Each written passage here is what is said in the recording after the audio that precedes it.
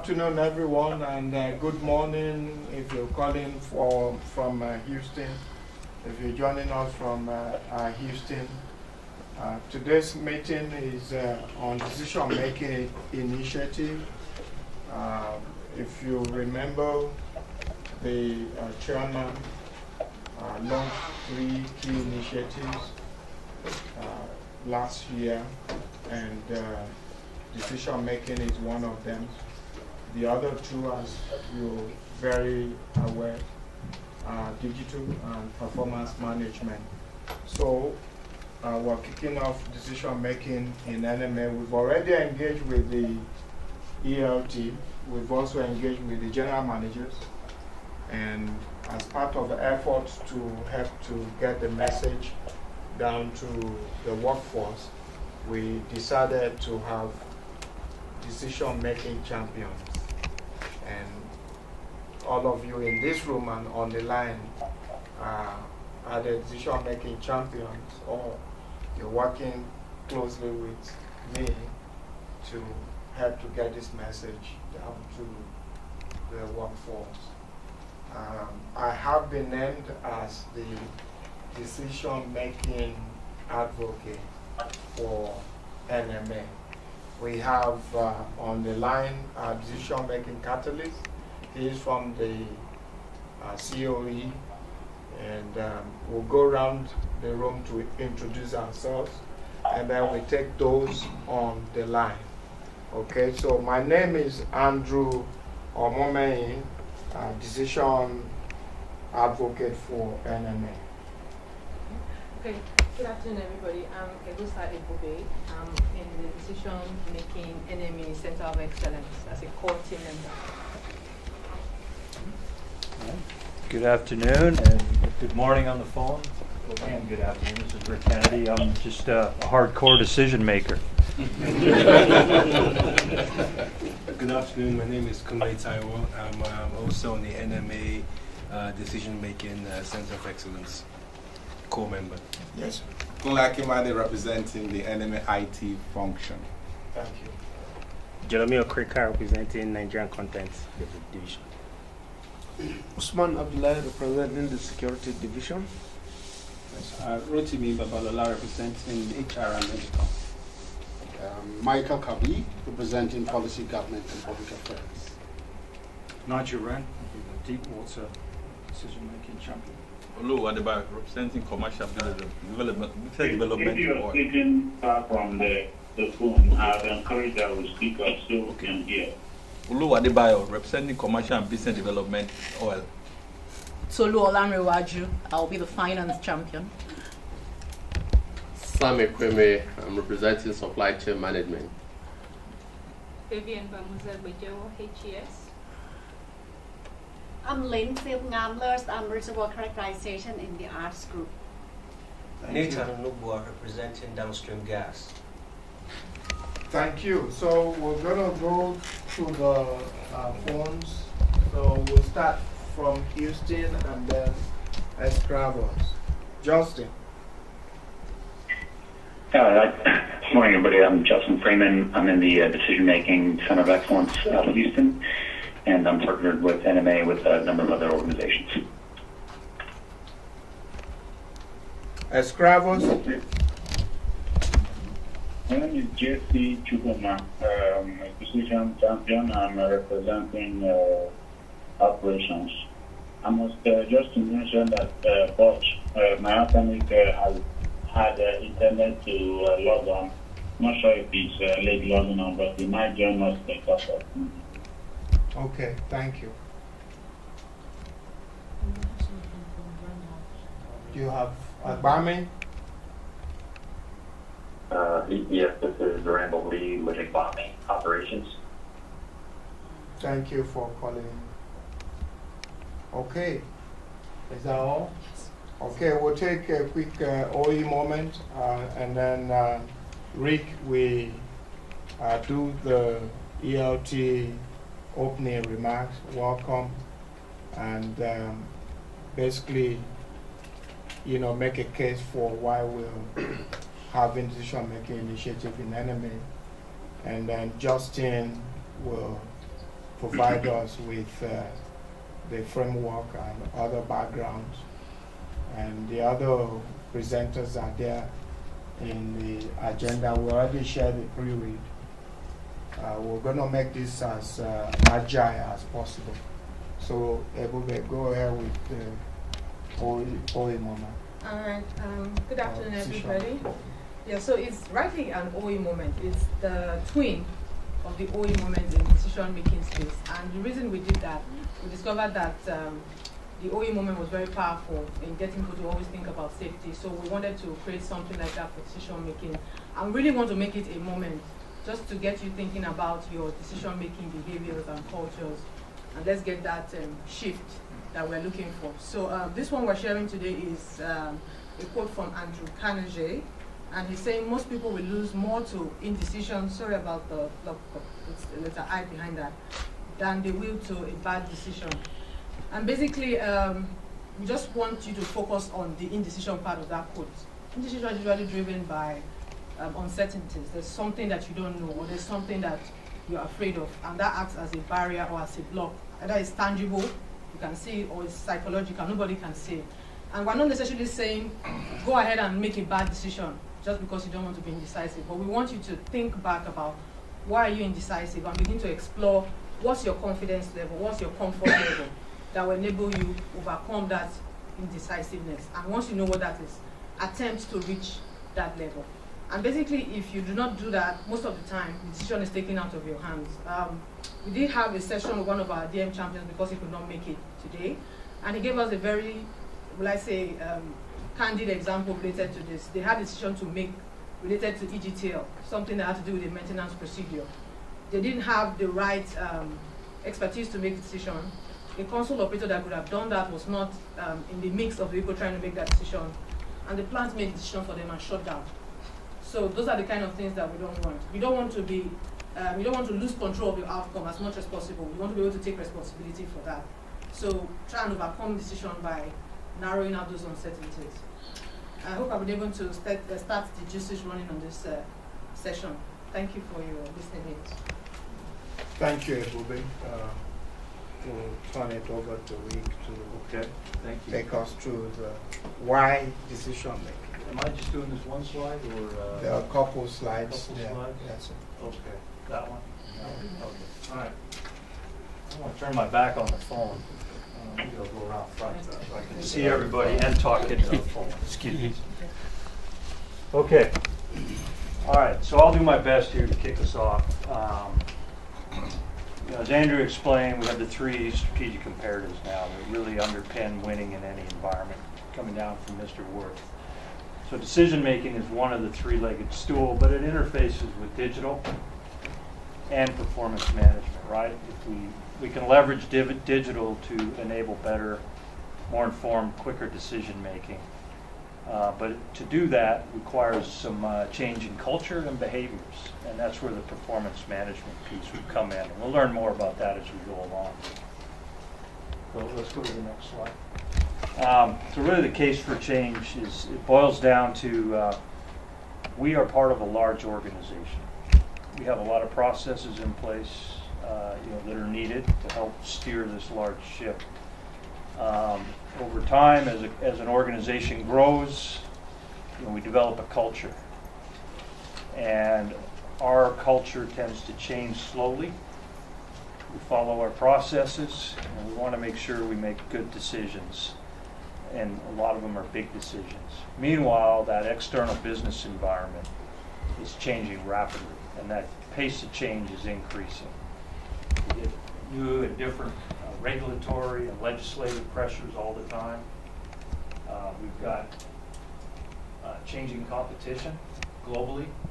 It's not just the big oil companies, it's national oil companies, small oil companies, alternate energy.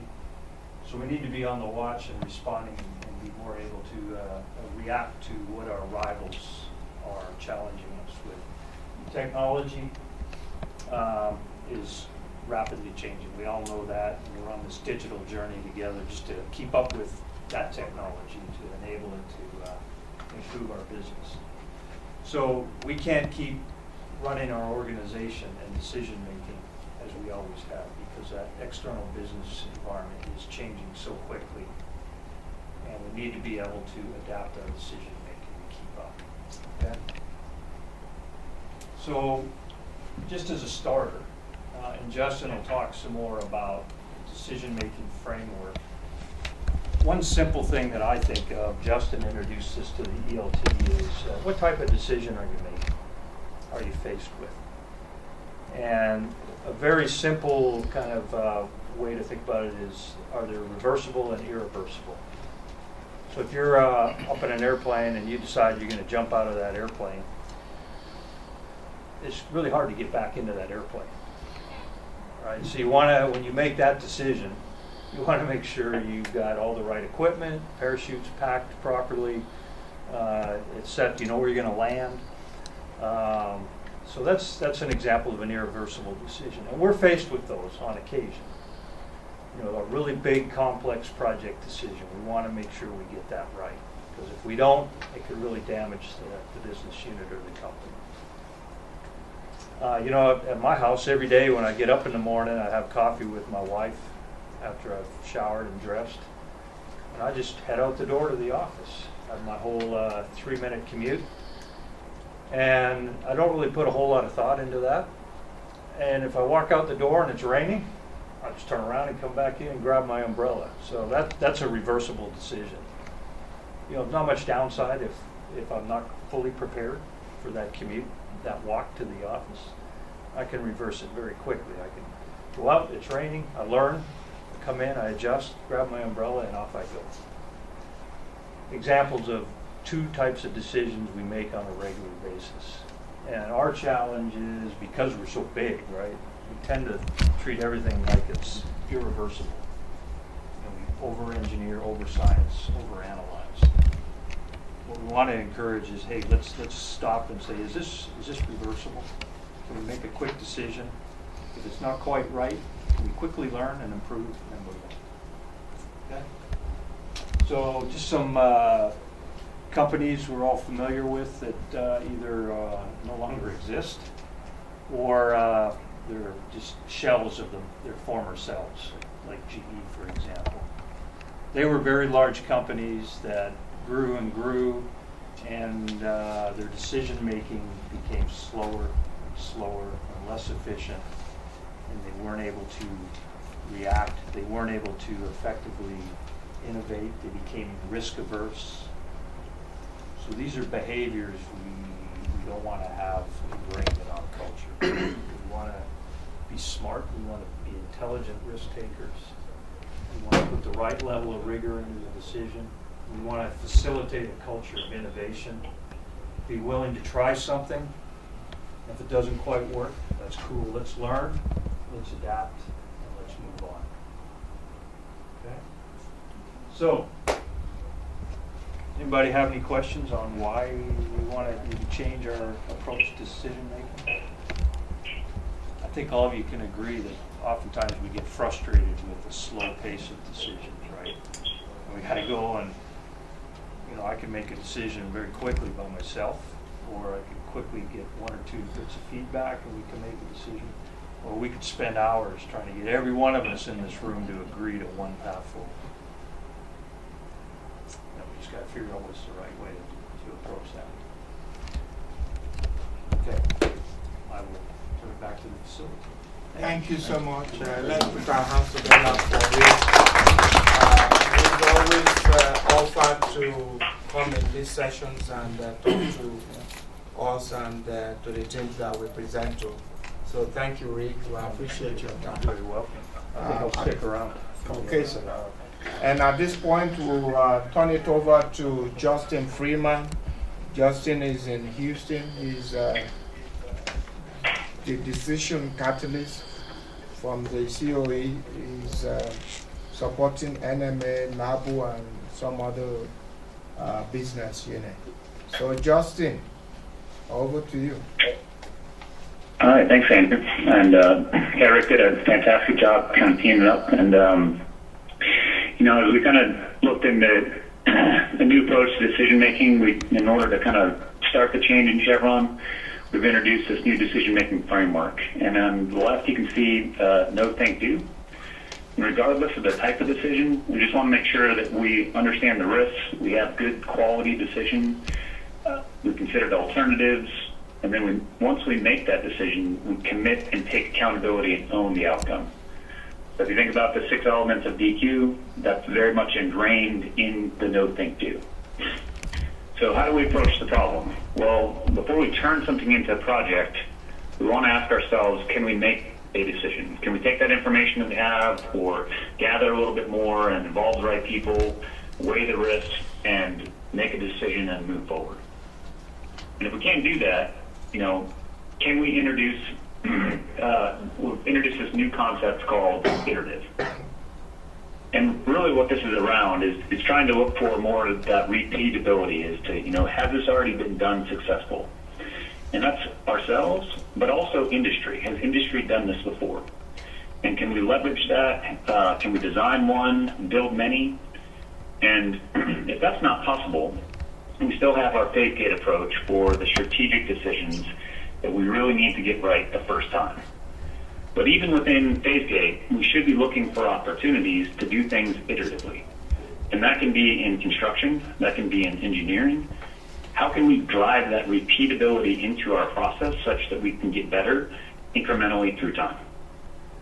And then the one thing that you'll see, kind of with the cartoon of the 3 people, is that in all of these, the bulk of the decision making is really in standalone. So we need to get that right. Next slide. So in our world, it's increasingly complex and change is fast-paced. And traditionally, rigid planning is not flexible for change, and it struggles to adopt. So working in a more agile manner, working in faster iterations, allows for a business to become more of a learning organization. We've seen that really kind of come out of the IT space, where if you haven't heard of Agile, you'll probably be hearing more of that through your career. And it makes sense that it's coming out of the IT space in the sense that they can write code, they can write programming, they can push changes, and they can do it in small increments and small incremental improvements, such that the consequence of getting that wrong is not material. Next slide. So one notion that puts iteration into practice is called a minimal viable product. And if you look at either a decision executive or a product owner, which is another general name for the decision maker, and understand what are the most features that drive the business value. And then you work on delivering a working solution that contains those features. And then once you have a real product, the feedback is so much more rich because you can put your hands or you can visualize it and you can understand what's been delivered. That allows that team to iterate more and deliver an improved product through time. So other industries that are similar to ours in terms of regulation and risk, such as aerospace and the aerospace industry, are 2 examples of companies that are using this notion and using this practice to drive better business results and a step change in their overall performance and able to capture larger and larger market share of that space. Next one.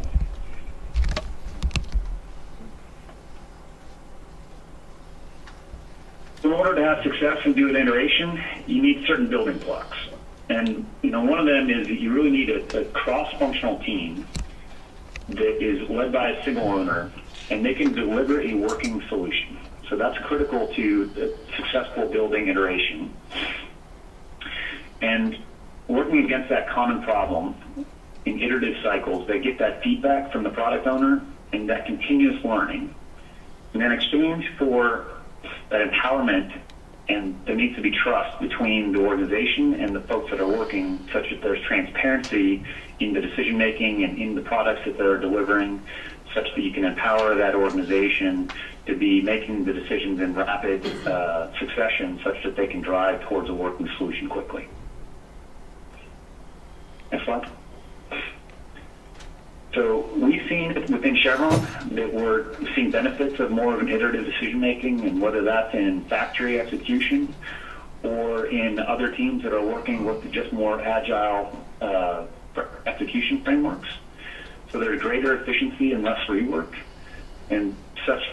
Because of that, there's higher quality results, and the teams are overall happier and more empowered, and it just builds upon the success of those teams working in iteration.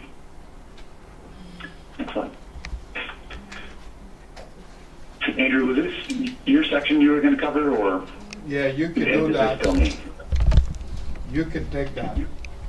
Okay.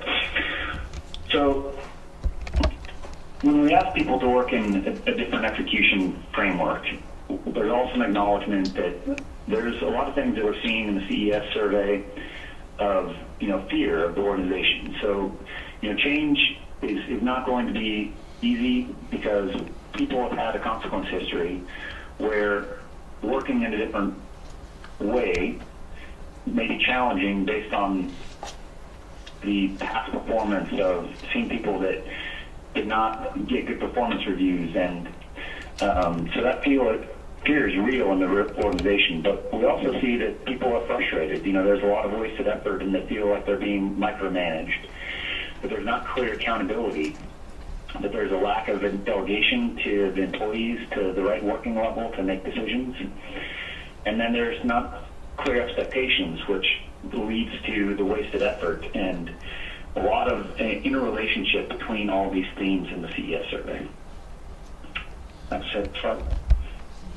So thank you very much, Justin, for running very quickly through the slides. And now I will be taking the remaining presentation slide. But before I proceed, I'd like to take us back to slide number 8 on the new approach to decision making. So what I like to say here is that we want to encourage more of the standalone and iterative decision making rather than try to push everything to the chip deep phase gate method where you have to go through ARB and chip deep everything that we do here. For major capital projects, like Rick said and Justin, certainly you want to follow the rigorous chip deep process. But for a decision in SEM, in HES, in medical, you necessarily don't have to use the chip deep process for the decisions that you make there. So the approach is to drive the decision closer to the people that are actually doing the job, that are most knowledgeable about those issues. Like the OE moment where the console operator would have been the right guy to make the call. He sees what's going on with the plan. He can see everything from his dashboard. But you got the GMs, you got the managers, you got the superintendents all in the room without this guy trying to make a decision whether the plan will be shut down or whether they should go ahead to fix something in the plan. Without the right people who are doing the job, you run into a situation that a host described where the plant made the decision for us. And that's what happens. Most of the time we have a problem to solve. We don't get on with it. And then by the time we know it, it really doesn't matter anymore because we spend way too much time, thinking about it and this indecision. And most times we lose value, we lose the opportunity to be out there early. So we're encouraging for NMA going forward us to think standalone, think iterative. And when we say standalone, like Justin said, it doesn't mean you have to go hide in your own corner. And I'm doing standalone, you know. I'm now doing standalone decision making. No. There's a reason you have at least 3 people in that picture. You still have to engage, and you also have to earn the trust of others by communicating what's going on and what you're working on. As you saw on slide number 10 there, you know, this guy can start getting value from day one, you know, with his scooter and later a bicycle. And you see, he ended up with a very, very beautiful sport car. And he's smiling. Versus this guy who spent all the money and they kept building it, and he ended up with a vehicle that he really doesn't like. So, moving on in NMA, because we know that it's very difficult for someone in FE to know the decisions that you make in finance or in IT or in medical, for example. I can. So how do I, as decision advocate for NMA, have to influence what's going on in finance or in medical or in HES? It's by involving leaders in those functions.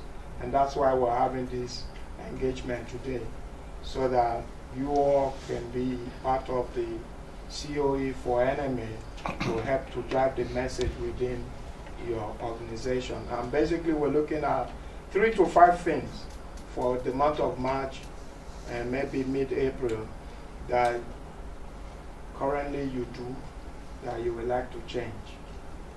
And if you can help us to identify those things, we'll document them. And some you can fix straight away. Some will require maybe management approval. Some might require finance or compliance review and so on and so forth, or legal reviews. And the leadership of this company, they said they're ready, they're willing, they want to help us to remove those barriers. We have many examples.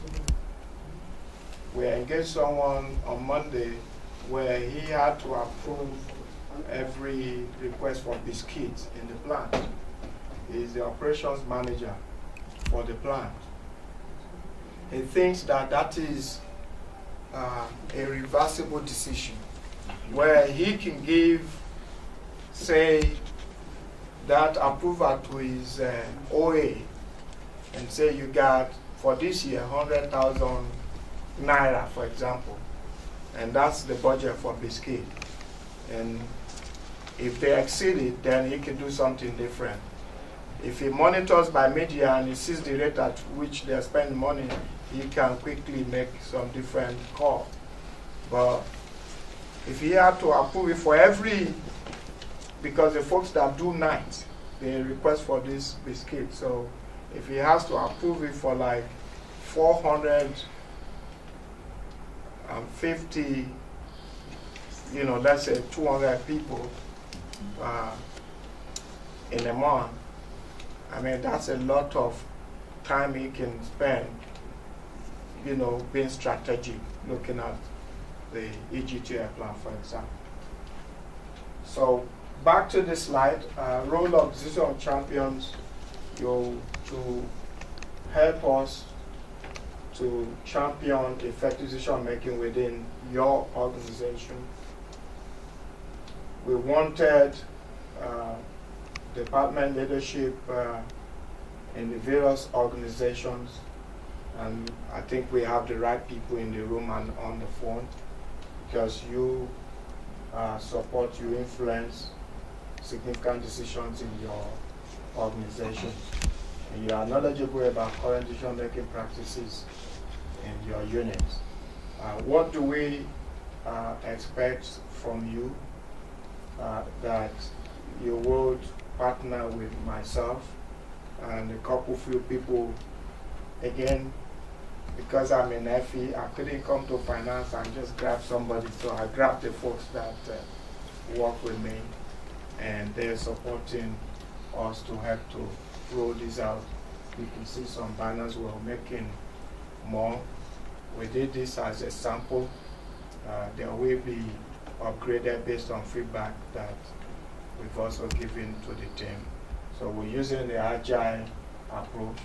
You'll be liaison and help to coordinate decision-making improvement in your groups and accountable for implementing decision improvement plans. So when you will get those suggestions, you're going to help us to work within your organization to drive the resolution of the, where applicable. Some of the suggestions maybe we can't do anything about them. But as much as possible, we see a lot of quick wins based on our engagements already with folks. Someone gave an example where they raised the PR and they call the PO. Everything is approved in the system for the PR to do.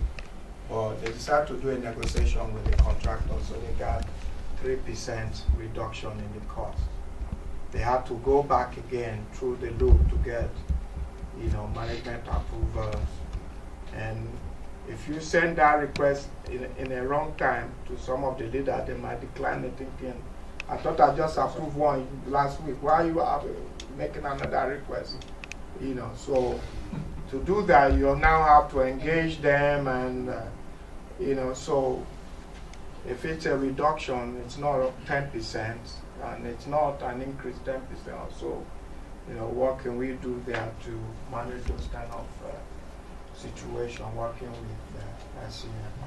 And of course, we expect you to help us to track against the Chevron employee survey. We also have a local survey here that will be deploying and strictly focusing on decision making. We'll be calling on you to help us track those. The onboarding is taking place today. We will have one for the rotators in Escravos and also some of us here in Lekki that were not able to attend this meeting. We'll try to cover to get everybody all onboarded. The different roles you got here.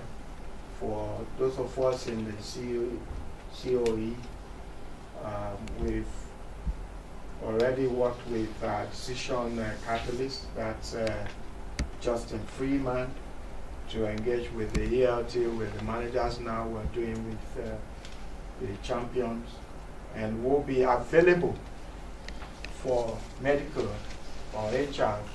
Will be available to share the same slides in your sessions. So we have at least about 4 folks that we're training to be able to deploy these slides, and also within HRO or IT. Feel free, if you have folks that you like to recommend to us as what are they called? Decision catalysts? Yeah, so we can train them. Justin will help to bring them up to speed. One reason we're recording this is also to have it as a training opportunity going forward. The decision champions, we have the roles here, and all employees, what we need to do. Basically, our focus is to come up with an NMA plan, decision-making plan, by April. And this is a corporate requirement for all BUs. Hopefully we should have a sample of what that plan looks like by sometime this March. Justin, that's what we've been promised, but in the meantime, we're putting our thoughts together and we'll come up with an NMA plan. We have a timeline for this work in 2019, and I'll share that timeline here with you very quickly. So basically, first quarter is to get the word out. We're already doing that with you, and we'll work with the with you to schedule for your various departments, come in to have those engagements. And once we train your folks as well, they'll be able to carry the message on. And the MD has already sent out 2 communications on this. We've written to the GMs as well. And there'll be more and more communications. You see roll-up banners, you see on notice boards, some of our posters as well. So we also have a web page that we're developing. We have a SharePoint site right now. And we'll all looked into the ValueMart team. So we'll be working with Rick on digital there to leverage the tools that they got. In second quarter, we want to get folks to begin to commit to this new way of decision making that we are pushing. And in third quarter, again, build the fluency. And we will be seeking for examples of bright spots, and we'll publish them. We'll reward people who do things or make decisions in a different way than we normally would have here in NMA. In fourth quarter, we'll do kind of look back where we determine impact of the work we've done so far. I'm hoping that you will, after this engagement, be able to provide us some quick feedback. We got about 6 questions here. We have an email address we've set up where you can send the answers to. The first one, typically we'll do this in the room. It's about 30 minutes kind of discussion. If I run to the end of my slide and we still have some time, we can come back to this page and just talk about some of the questions. But the first one, what are the specific opportunities that you see that we need to improve in area decision making in NMA? How will NMA use data better? What leadership behaviors enable or inhibit decision making? 5 influencers in your organization and decision making. Provide feedback on where finance is perceived as a barrier when it comes to decision making, and what are some quick wins we could implement now. It's the reason. So the finance organization globally asks for this feedback from the decision advocates. I don't have the answer, so I'm also reaching out. Within NMA to try and gather some. Yes. So finance actually asks for this. So for your function, you can do that. Yes. And the last slide that I have here is that we all can make a difference, and we're calling on you to consider and use the best approach for decision making. It doesn't have to be cheap deep. In FE, if there's no roadmap, you've not started. I mean, we look for it. We always look for what is missing in the package, not whether they need it. So we need to change how we make decisions. You have enough data, you have enough information. You've engaged the right stakeholders, and you have the DOA. Let's go. We don't have to go call the woman on the roadside to find out whether, it's complex how some decisions are made here. If you really look back, and we lose value and time and money, and people were overworked. I mean, for a simple decision, you put all these PowerPoint slides together, we all become PowerPoint experts. And you don't necessarily have to. So use the best approach and constructively challenge and provide feedback on decision approach to improve decision making in your teams and in your organizations. So what we're saying here is, if finance GM is asked you to provide him with information, let him know how long it's going to take you to put that information together. Is he willing for you to put to take the time to put that information there? You know, does he really need all that information for that decision? Also, general managers, directors, including the MD, will be asking you, how much time will it take you to provide me with this information that I'm asking of you? You'll be hearing more of that in the business. People will be wanting to know whether this is a reversible or irreversible decision. You know, do we need a DROB or not? Why do we need a DROB for this? Why is this a project to start with? So we'll be hearing more, and the action begins today. I've received a lot of positive feedback from people, and I've seen it also already in the JV, where several of the meetings we used to have before, we no longer have them, and we're doing good. You know, a lot of decisions that we make and bring everybody in, we no longer do that. So I'd like to thank you all for your time. We'll open it for comments and questions for the next 15 minutes. We do have some backup slides on some of the feedback we got during the Chevron employee survey that was kind of summarized, such that you don't know where or who has sent this feedback. So we got those in a pre-read, and we also have what we call decision-making improvement guide. This is something we're putting together, like a 5-fold, like you have for the Save Your Life action.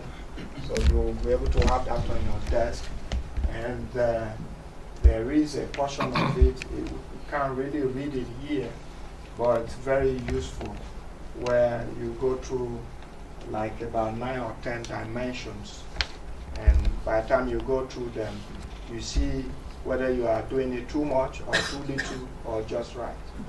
And this will really be a very useful tool for leaders, supervisors, decision makers in the organization. Again, thank you very much, and we'll take your questions and comments. And I'd like to also open discussion on some of these questions here. Justin, you got anything to add? You did a good job covering it. You know, I think the one thing with this imperative is that it's going to be a bit of a learning journey. And I think that us as a center, and then as the BUs, you know, we're looking for opportunities where we're doing things well and how we can share that across the enterprise. And so I'll be sharing with Andrew and all of you kind of bright spots or things that we think are happening well in different parts of the business that we can leverage and try to see where there's applicability with NMA. Thank you very much. So let's grab us. What specific opportunity does NMA have to improve? Do you see anything in the JV area? We have an example where the MD called me in, where we have him approve work authorization. We have a contract, we have approved budget and AFE, but each time we cut this work authorization is above $1.5 million. It still goes to him to approve. And he doesn't see why he should be involved in that chain. You have a JV director, you have a general manager, they should be able to. In fact, he thinks the GM should take care of those kind of things. So that was one specific example that already we're going to be changing. So in the JV, Jesse, you see anything you'd like to share? Or any of these 6? I think just to thank you yourself and Steve for the brief and enlightenment on the initiative. I think it's a good thing. For me, I think it's a balance. We have spent the past several years working on utilizing processes, and like you rightly pointed out in the presentation, processes have a way of slowing down, sometimes eroding innovation or of that nature. I want to think that one opportunity that we have would be in driving accountability to where it belongs and removing a lot of the decisions we take to go to levels, I guess, just like the one you mentioned, above where you think it probably should stop. For instance, let's say to approve cell phone, for instance, it has to go all the way to a certain level that sometimes you would imagine, and you would have heard those types of comments. You would have imagined that maybe at the general manager operations level, for instance, should be able to approve that. So there are decisions that potentially could stay at a lower level and let higher, as long as the accountability is there, and let higher level be freed up to be more strategic. Is what I get a number of examples of such, but as we go along in the process, we'll uncover some of it. Thank you, Jesse. Agbami, any feedback or comments? Yes. So, definitely that was what was just mentioned. Was definitely one of my areas of opportunity. Is drive down the decision-making delegation deeper into the organization, and for agility and faster results and benefits, and only elevate the critical few to the DRB level. So definitely similar opportunities, I think, within the Deepwater organization. Also, is I think one thing, and this isn't, I've worked other places in Chevron and have seen this, is to better understand the trade-offs when we do make decisions. Make sure that we're highlighting both the near-term and the longer-term trade-off. And I think actually sometimes we've all kind of been subject to all the cost pressures over the last couple of years, and it's always about reduced cost. And sometimes I feel like we actually make the cheaper decision, which is not always the best decision, because a lot of times the cheap decision is usually very, it can in some cases be very short term, and we end up having to deal with a problem over and over. And I'm not talking about the difference between 1 year and 5 years. I'm talking about even month to month. So it's definitely, I think, an item for us. And all you have to do really is just run the numbers, and the data's there. Something on the slide about use the data that's there. And we have a lot of data available to us, and simple economics, and nothing complex, that would just show that making a short-term decision, it may sound to be the cheap fix, but you know, if you shut down, like one shutdown for us, you know, we're losing $500,000 an hour, and I see time and time on the data there that shows, hey, we know if we don't make a more longer term, a more permanent decision or fix, we're gonna keep getting hit with these shutdowns. You know, whether it's, you know, every few weeks or every few months, and a lot of times, you know, it's just a little bit of spending a little bit of money can help save a lot more money in return. So there's definitely an opportunity to understand those short-term and long-term trade-offs, and I really think it's twofold. It's for the workforce.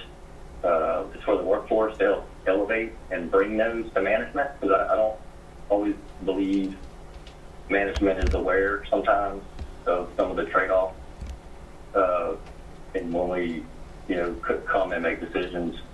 And then likewise, it's for management to create that safe atmosphere and really, you know, help the workforce make their thinking visible and draw that out of the workforce. Thank you very much. Back to the questions. What leadership behaviors enable or inhibit NMA ability to change?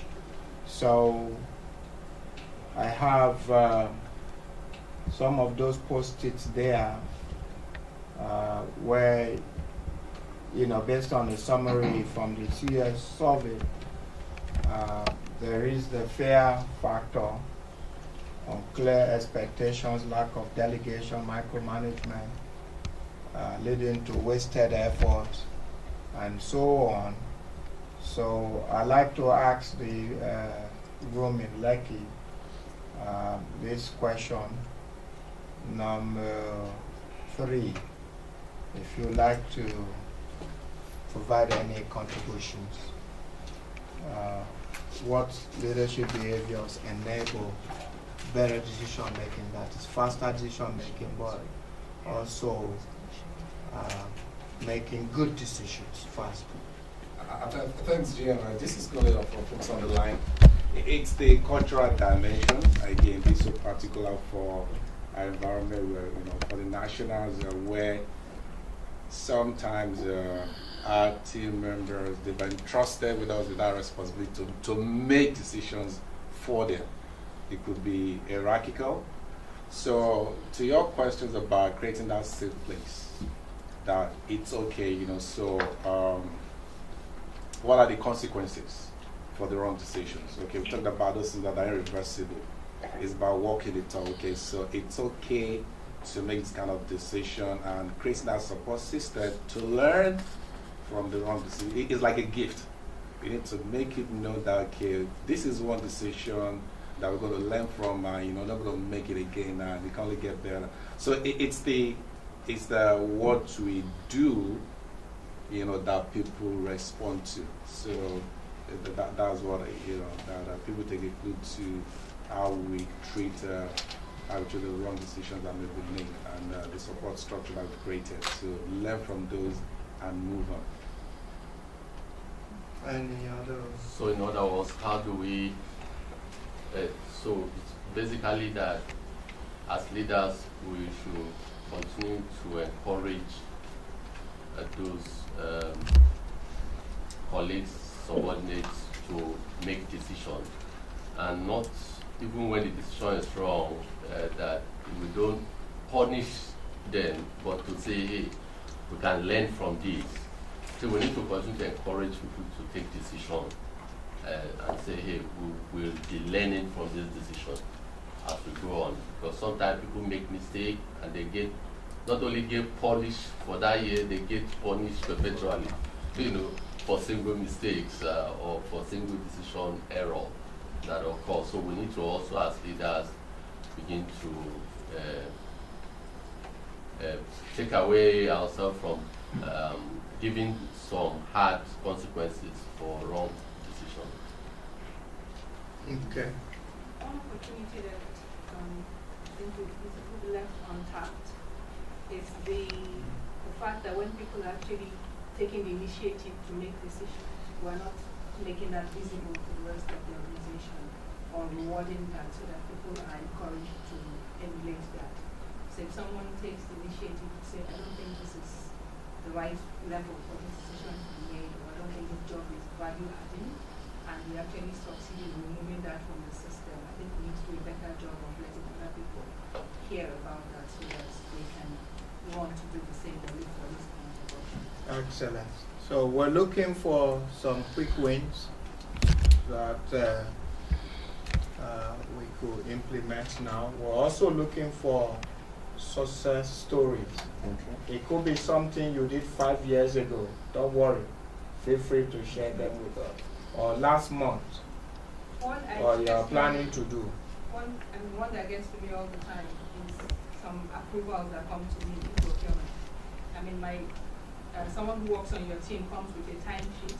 You sign the timesheet, you check the days, and then the invoice comes within procurement. And really, I asked myself, what's the value? My job was to make sure that the timesheet was right. I mean, if the contract terms have already decided how much they will be paid for each day of work, why can't that become an automated system once the timesheet is approved? But it comes to me and then sometimes escalates to the next person. I just think it's not a good use of my time. Yeah, but there are compliance reasons and other reasons. We have a finance staff in the room, so finance is looking for something. Yeah. I get to that and point. the right DOA approved and so on and so forth. So we in FA and MC, we work very good. I mean, we're used to being audited, and you can be sure all those questions will be asked. Absolutely. Yeah, for sure. So I just want to confirm from the director. We actually educated some AR last year. I just want to find out if this will pass as a success story when we're doing post-IDP world, because we have 2 wells. If you have combined 2 wells, we are gone all the way to the board. So we had an engagement with Houston with Killer Planning, DA, and with the support of the director. We were able to break that AR into 2, and it went faster because we're in a ace to get that thing and because we have a rig that's sitting out there. I don't know if that kind of decision making, because we're kind of engaged and it's okay, let's break into 2 instead of going all the way to the board, and we got it to. Again, people are making thousands of decisions, even as we are here. In operations, whether you send the helicopter here or this boat there, you know, your bosses made the decision to have you on this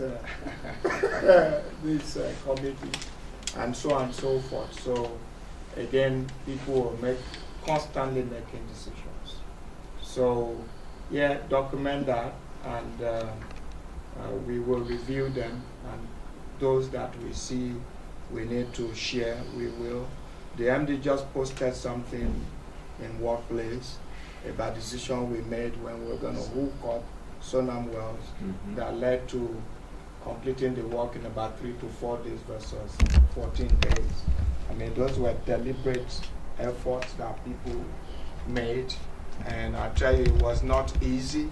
However, because they made the decisions up front, they planned it, they were able to execute it. It's not, most things don't happen, particularly around here, by chance. You have to make them happen. So thank you very much. I would let Rick, close us here, so we stay with our time commitment. Thanks, Andrew. Let me just address the last 2 points made here regarding why do I have to approve it a second time, and the way we elevated the post AIDP GO36s. In that case, we were able to justify they should be separate projects. All right. So we do have to remain compliant. Correct. We do have to remain consistent with policy. So we don't want to break projects apart that logically are a single project just to avoid having to go to XCOM, for example. The other thing I'll reemphasize is our OE tenants. Right? They are our guide to making decisions operationally. So we don't want to go around that just to be making faster decisions. So there still are certain givens that will guide us in this journey. In your role as champions, so maybe a couple things, if I may. Yes, sir. I don't want to steal what you had. What he had up there, that's what you need to do. But I would encourage maybe be proactive, embrace the opportunity. Okay, find time to step out of your daily role and go observe your work group, observe behaviors, take notes, and really take this as an opportunity to be an advocate for really driving a change in our culture. And be proactive. Don't be afraid to speak up. Work closely with your leader, your GM, or whomever has asked you to take on this role, and really make it an impactful role. And the more you put into it, the more you will get out of it individually, and so will our organization. So I encourage you to really take this and embrace it. And if you have any issues or challenges, go to Andrew, and my door is always open. If there's a barrier you're struggling with, go to Andrew or myself, and I'll help each of you to be successful. Okay. So thanks for your attention. Last comment from home, my wife. I never really got it till just this new initiative, but if our kids grew up, she would always say, do something, even if it's wrong. Just do something. They come to her and say, Mom, what about this? Just do something, even if it's wrong. And she taught them to be agile decision makers and just to learn as they went. So. This concept's been around a long time. I just didn't realize. She'd also say, look, don't be like your dad. He's an engineer. And he has no common sense. Just do something, even if it's wrong. Excellent. So guys, ladies, please do something. On the phone, thank you very much for your time. We're going to have a group photograph just before we leave.